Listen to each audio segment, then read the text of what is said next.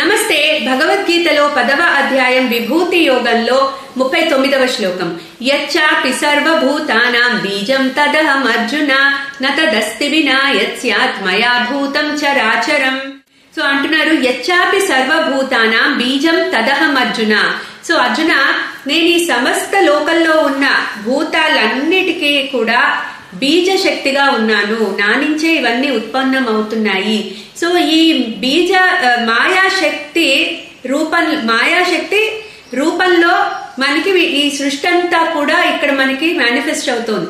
So అస్సలైన పరమాత్మ అనేది సచ్చిదానంద స్వరూపుడు, ప్యూర్ కాన్షియస్నెస్. ఎప్పుడైతే ఆయన మాయాశక్తితో కలుస్తారో అప్పుడు ఈ సృష్టిని చేయగలుగుతారు.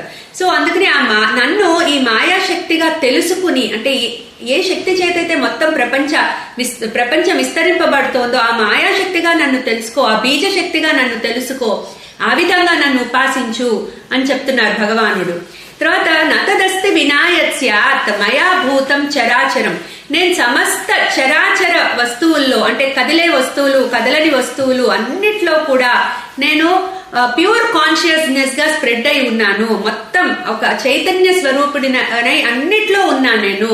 సో నతదస్తి వినాయత్స్యాత్ మయా భూతం చరాచరం. సో కదిలే వస్తువు గాని కదలని వస్తువు గాని ఏదైనా కూడా నాతో సంపర్కం లేకుండా లేదు. సో నేను లేకుండా అవి లేవు.